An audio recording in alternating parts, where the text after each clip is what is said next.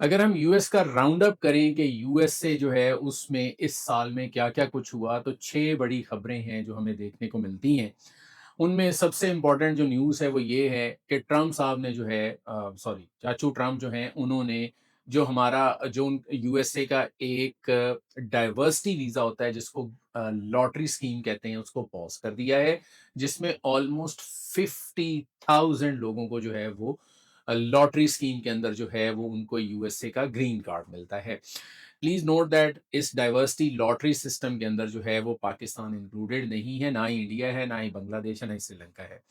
जनवरी 2026 का visa bulletin जो है वो हमें ये बताता है कि कुछ इमिग्रेंट वीज़ाज़ के अंदर जिसमें ईबी-2 जो एम्प्लॉयमेंट बेस्ड हैं या जो फैमिली बेस्ड हैं, उनमें कुछ में प्रोग्रेस आई है और कुछ में प्रोग्रेस जो है वो बहुत मिनिमम है या नहीं हुई है।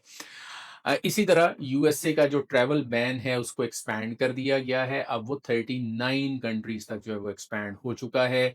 स्पेशली जो पैलेस्टाइन के वो जो कार्ड होल्डर्स थे उनके ऊपर भी जो है ये ट्रैवल बैन लगा दिया गया है। इस तरह अफ़गान अफ़गान नेशनल्स के ऊपर भी जो है वो ये ट्रैवल बैन लगा दिया गया है। यूएससीआईएस जो है ये बायोमेट्रिक फ़ोटो जो रूल था जिसमें अब 3 साल से ज़्यादा अगर आपकी पुरानी पिक्चर होगी तो फिर आपको बायोमेट्रिक्स जो हैं वो दोबारा करवाने पड़ेंगे।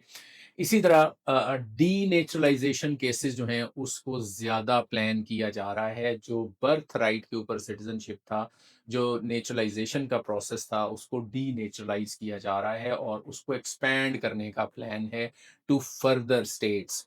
इसके साथ-साथ जितनी बड़ी कंपनीज़ हैं यूएसए की स्पेशली जो आईटी से रिलेटेड कंपनीज़ हैं, जो टेक रिलेटेड कंपनीज़ हैं, एच-1बी वीज़ा को लेकर काफ़ी परेशान हैं क्योंकि अब उन्हें अगर उन्होंने किसी एम्प्लॉयी को स्पॉन्सर करना है फ्रॉम ओवरसीज़ तो $1,00,000 जो है वो पे करने होंगे। Keep in mind H-1B visa का सबसे बड़ा बेनिफिशियल जो था वो इंडिया था क्योंकि सबसे ज़्यादा जो टेक से रिलेटेड वर्कफोर्स थी वो इंडिया से यूएस से जाती थी।